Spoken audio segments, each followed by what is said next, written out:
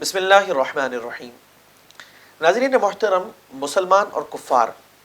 ایک بڑا واضح ڈفرنس یہ ہے کہ مسلمان آخرت کے دن پر یقین رکھتے ہیں۔ انہیں یہ معلوم ہے کہ کل بروز قیامت اللہ تعالیٰ نے احتساب لینا ہے اور انہوں نے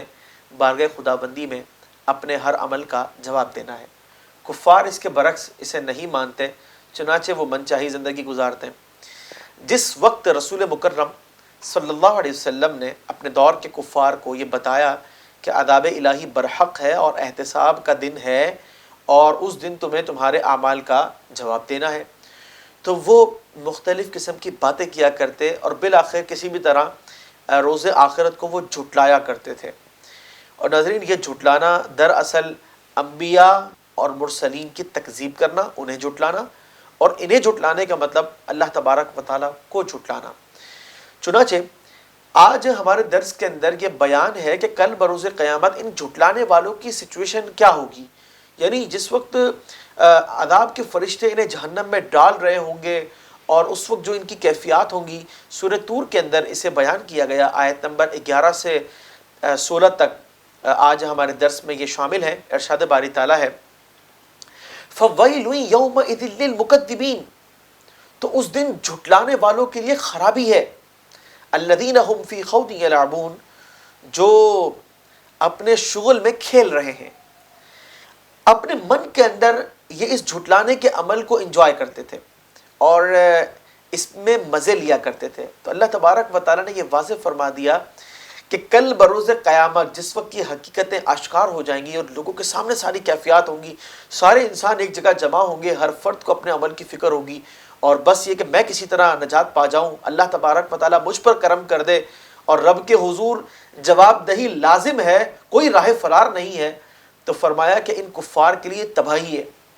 اور وہ تباہی کیا ہے؟ وہ تباہی یہ ہے کہ جو انہوں نے مزے لیے ہیں، جو انہوں نے جھٹلایا ہے اور یہ اپنے شغل کے اندر کھیلتے رہے اس معاملے سے،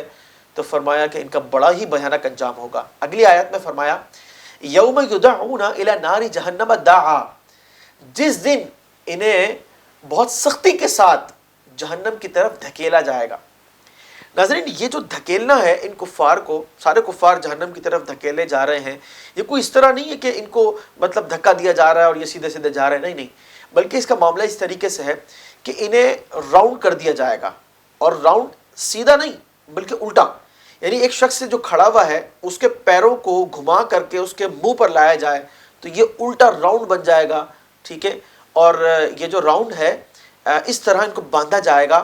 اور بڑی ہی ذلت کے ساتھ جو ہے، چونکہ یہ جھٹلانے والے تھے، اللہ تبارک و تعالیٰ کے نبیوں کو انہوں نے جھٹلایا، اللہ کی آیات کا مذاق اڑایا، اللہ تبارک و تعالیٰ کو جھٹلایا، تو کل بروز قیامت ان کے ساتھ شدید ترین سخت برتاؤ کیا جائے گا اور یہ ذلت کے ساتھ جو ہے جہنم کی طرف دھکیلے جا رہے ہوں گے۔ اب جب یہ جہنم کے دروازے تک پہنچ جائیں گے تو داروغہ جہنم جو ہے، جو جہنم پر متعین فرشتے ہیں، وہ ان سے کہیں گے کہ ہذہ النار التی کنتم بہا تکذبون، کہ وہی آگ ہے جسے تم جھٹلایا کرتے تھے۔ اور ناظرین، اب وہ آگ سامنے ہے، کوئی راہ فرار نہیں ہے، ذلت ویسے ہی بہت زیادہ ہے اور انہیں دھکیلا جائے گا۔ دنیا کے اندر یہ کہتے تھے کہ یہ جادو ہے، یہ فراڈ ہے، یہ مذاق ہے، تو فرمایا جائے گا افسحر ھذا، کہ اب بھی یہ جادو ہے، ام انتم لا تبصرون، یا تم نہیں دیکھتے۔ یعنی بات یہ ہے کہ دنیا کے اندر جو غفلت کی تم نے پٹی باندھی ہوئی تھی اور حقائق کو جاننے کے باوجود بھی تم اس کا انکار کیا کرتے تھے، یا تم اس کی طرف توجہ نہیں دیتے تھے، یا بڑا ہلکا لیتے تھے اسے۔ آج ناظرین بہت سے مسلمان بھی جو ہیں وہ اس حوالے سے انہیں، ہم سب کو بلکہ غور و تفکر کی حاجت ہے کہ بعض اوقات ایسا ہوتا ہے کسی گفتگو کے اندر جو ہے دین کے احکامات کو ہلکا لیا جاتا ہے۔ جناب یہ عذاب کے سلسلے، اللہ تعالیٰ بڑا غفور الرحیم ہے، دیکھی جائے گی جو ہوگا، اس طرح کی باتیں اور عذاب کو ہلکا جاننا، یا مطلب اپنے دل کے اندر شش و پنج کی کیفیت کے اندر مبتلا ہو جانا، ان آیات سے ہمیں درس حاصل کرنا چاہیے۔ اور پھر اس کے بعد فرمایا اصلوہا، تم اس میں داخل ہو جاؤ، فاصبروا او لا تصبروا سواء علیکم، تم صبر کرو یا نہ کرو یہ سب تم پر برابر ہے۔ انما تجزون ما کنتم تعملون، اب تمہیں بدلہ دیا جائے گا اس کا